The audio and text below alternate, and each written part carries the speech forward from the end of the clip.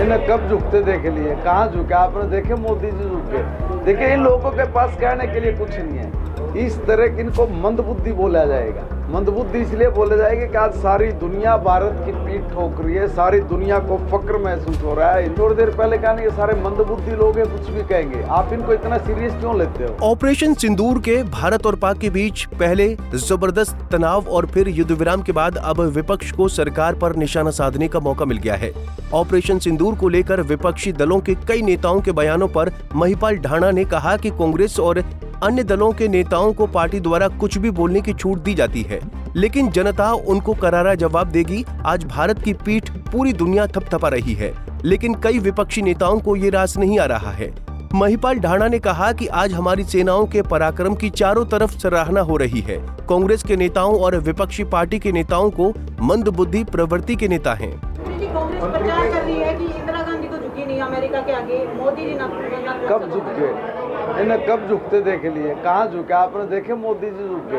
देखिए इन लोगों के पास कहने के लिए कुछ नहीं है। इस तरह की इनको मंदबुद्धि बोला जाएगा। मंदबुद्धि इसलिए बोले जाएगी कि आज सारी दुनिया भारत की पीठ ठोक रही है, सारी दुनिया को फक्र महसूस हो रहा है। हिंदुस्तान का बच्चा बच्चा आज देश की सड़कों पे उतर के सेना के शौर्य, सेना के साहस और सेना के किए गए कार्य को सराहने के लिए अपने भाव वो तिरंगा लेके सब और उद्धारित कर रहा है। मगर ये पता नहीं किस तरह की बात निकाल के लेके आ जाते हैं। देखिए कांग्रेस के लोग चाहे किसी भी तरीके से चाहे नीचता वाले काम में आओ, उनको मीडिया में आना, चर्चा में रहना, ये उनकी मुझे लगता है कहीं की एक आदत बन गई। बता दें कि आज सोनीपत के खरखोदा स्थित कन्या महाविद्यालय में एक देश एक चुनाव को लेकर एक कार्यक्रम का आयोजन किया गया, जिसमें हरियाणा सरकार में कैबिनेट मंत्री महिपाल ढाणा और बीजेपी राष्ट्रीय सचिव ओम प्रकाश धनखड़ ने बतौर मुख्य अतिथि शिरकत की।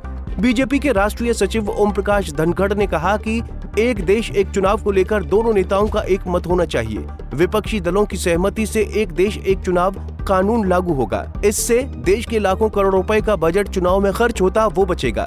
कई प्रदेशों के सालाना बजट से ज्यादा चुनाव में खर्च हो जाता है।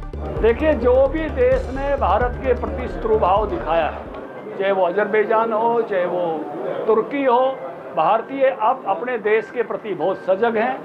मुझे जो जानकारी मिली है कि अधिकांश लोगों ने अपने टिकट कैंसिल करा दिए हैं, व्यापारियों ने अपने व्यापारिक समझौते रद्द कर दिए हैं, और अब भारत ऐसे लोगों के साथ बिल्कुल खड़ा नहीं होगा जो भारत के साथ खड़े नहीं होंगे। सर धनखड़ जी सपा राष्ट्रीय महासचिव हैं राम गोपाल, उन्होंने कमांडर को लेकर जातिवाद टिप्पणी की है। देखिए इस देश की जो मूल भावना है उसके खिलाफ जाके कोई भी बोलता है, ये देश उसको स्वीकार नहीं करता और उसकी निंदा करता है। बीजेपी के नेता ने, मैंने कहा इस देश की मूल भावना के साथ के खिलाफ जाकर कोई भी बोलता है, जो इस प्रकार की हल्की टिप्पणियां करता है, ये देश उसको स्वीकार नहीं करता और ये देश उनकी ऐसी सभी बातों को जो है वो निंदनीय मानता है। एक टीएमसी सांसद ने तो सर धनखड़ जी से सबूत तक मांग ली। उन्होंने कहा कि सैन्य कार्रवाई हुई ही नहीं है, हुई है तो सबूत दें। ऐसा है कि अगली बार निवेदन किया जाए ऐसे लोगों को कि जब वहाँ ड्रोन जाए वीडियो बनाने, तो उनको वहाँ साथ भेजा जाए। बीजेपी राष्ट्रीय सचिव ओम प्रकाश धनखड़ ने ऑपरेशन सिंदूर पर सवालिया निशान उठाने वाले नेताओं पर कोई भी प्रतिक्रिया नहीं दी। उन्होंने कहा कि देश के खिलाफ बोलने वाले नेताओं को जनता माफ नहीं करेगी।